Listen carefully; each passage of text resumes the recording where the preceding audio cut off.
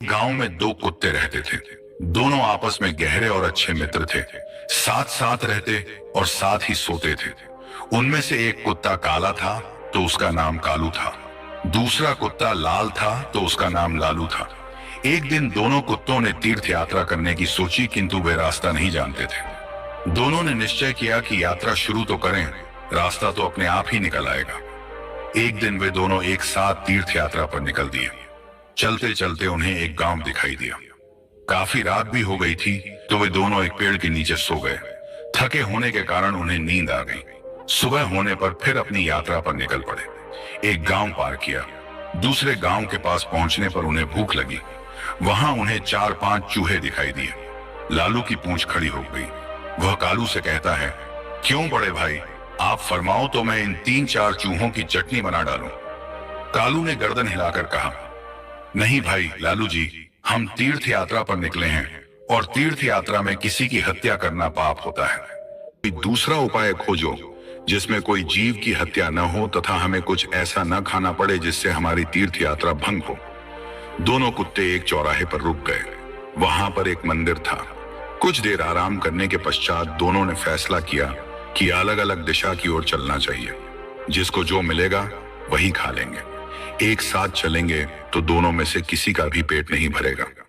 कालू और लालू दोनों अलग अलग दिशा में निकल गए। जाने से पहले उन्होंने तय कर लिया कि वे वापस आकर इसी जगह पर मिलेंगे। लालू कुत्ता चलते चलते एक गांव में जा पहुंचा। वहां एक दयालु पंडित रहता था। वह पूजा पाठ करके भोजन करने ही जा रहा था। उसकी पत्नी ने उसके लिए भोजन की थाल तैयार कर रखी थी।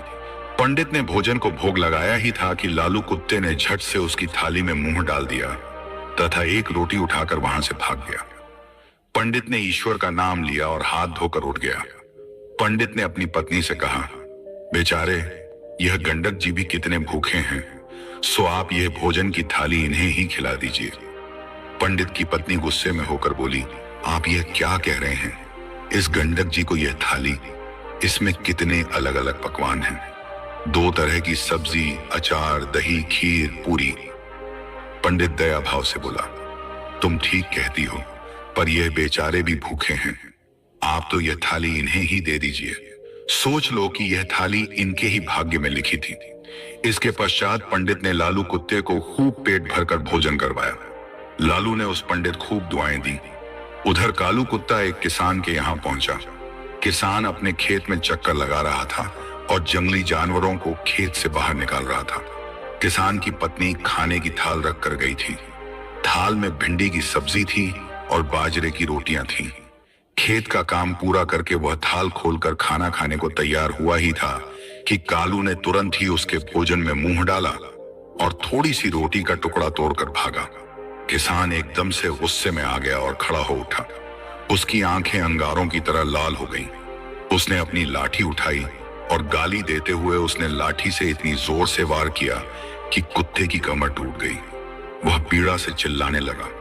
कमर टूट जाने के कारण वह भाग भी नहीं सकता था। इसी बीच उसकी कमर में 3-4 लाठियां और पड़ गईं। कुत्ता अधमरा हो गया। उसका साथी लालू चौराहे पर खा पी कर आराम कर रहा था। वह खड़े होकर अपने साथी का इंतजार कर रहा था। उसका साथी उसे कहीं भी नजर नहीं आ रहा था। लाचार और उदास होकर वह चौराहे पर बैठ गया। थोड़ी देर बाद उसे कालू अपनी तरफ आते हुए दिखाई दिया। वह खुश हो गया। वह जल्दी से उसकी ओर भागा। उसकी टूटी हुई कमर देखकर वह बहुत दुखी हुआ और पूछने लगा, भाई तुम्हारे साथ ऐसी दुर्दशा किसने की? कौन पापी है जिसने एक रोटी के लिए तुम्हारी कमर ही तोड़ डाली? कालू की आंखें भर आईं। उसने पीड़ा से कराहते हुए सारी बात लालू को कह सुनाई और कालू क्रोध तथा दुख में डूबकर बोला, मैं उससे अपना बदला जरूर लूंगा। उस किसान को बताऊंगा कि खुद की कमर टूटती है तो कैसा लगता है। लालू भी बोला, मुझे भी उस पंडित का कर्ज चुकाना है। उसने मुझ पर कितनी कृपा की है। मैं रोम रोम से उसे आशीष देता हूं। इसी प्रकार बातचीत करते हुए दोनों कुत्तों ने अंत में यह निश्चय किया कि उन्हें प्राण त्याग देना चाहिए तथा प्राण त्यागने के बाद उनके घरों में जन्म लेना चाहिए। इत्तेफाक से न तो किसान के घर कोई पुत्र था और न ही पंडित के। दोनों कुत्तों ने मंदिर के आगे जाकर अपने अपने प्राण त्याग दिए। एक ही पल में दोनों मृत्यु को प्राप्त हो गए। कुछ समय पश्चात कालू ने किसान के घर जन्म लिया। किसान बहुत खुश था, किंतु उसकी खुशी अगले ही दिन विलुप्त हो गई। घर में इस पुत्र के जन्म होते ही उसकी पत्नी अस्वस्थ रहने लगी। उसका बैल मर गया। पहले जन्मदिन पर किसान के हरे भरे खेत को जानवर ने तहस नहस कर दिया। दूसरी तरफ पंडित के घर भी पुत्र का जन्म हुआ। पंडित और उसकी पत्नी बहुत खुश थे। कुछ समय बाद पुत्र के बड़े होते ही राज दरबार में पंडित का पद ऊंचा हो गया। पंडित ने राजा को एक युद्ध में जीत की बात बताई। एक दो दिन बाद राजा युद्ध जीत गया। इससे खुश होकर राजा ने पंडित को राज पंडित नियुक्त कर दिया। उसे अपार धन तथा एक महल भेंट किया। जैसे जैसे पंडित का बेटा बड़ा होता गया, वैसे वैसे वह भी पिता के समान तेजस्वी निकलता गया। उसने छोटी सी उम्र में सारे शास्त्रों का अध्ययन कर लिया।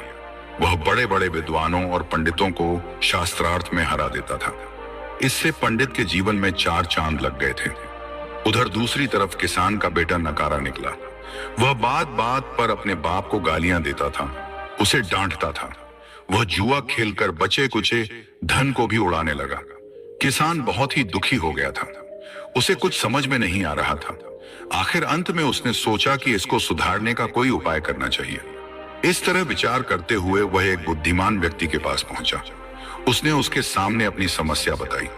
बुद्धिमान आदमी बोला, किसान, तुम इसकी शादी कर दो। शादी की नकेल अच्छों अच्छों को सीधा कर देती है। किसान ने तुरंत घर जाकर अपनी पत्नी को बात बताई। उसने अपने बेटे की शादी करने की सोची। वह लड़की की तलाश करने लगा। दूसरी तरफ पंडित का विचार भी अपने बेटे की शादी करने का हुआ। उसने भी अपने बेटे के लिए लड़की की तलाश की। कुछ दिनों बाद पंडित के बेटे का एक कन्या से विवाह हो गया। उसके बेटे की पत्नी भी सुखी थी। उसके आते ही घर को स्वर्ग बना दिया। उसके बाद किसान ने भी अपने पुत्र का विवाह करा लिया। शादी बड़े अच्छे से हो गई। शादी के अगले दिन ही उसका बेटा अचानक चल बसा। उसकी पत्नी रोने लगी। किसान बेहोश हो गया। होश में आते ही वह दीवार से सिर मार मार कर रोने लगा और चिल्लाने लगा, हाय मेरा बेटा मेरी कमर तोड़कर चला गया। पंडित का बेटा उसी गांव में कथा कह रहा था कि इस संसार में जो जैसा कर्म करता है उसे वैसा ही फल प्राप्त होता है। अगर आपने किसी निर्दोष के साथ गलत किया है तो उसका फल आपको अवश्य मिलेगा। कर्म आखिर में सामने आता ही है। कहते हैं कि जैसा बोओगे वैसा ही काटोगे। जल्द ही या बाद में ब्रह्मांड आपको वह परोस देगा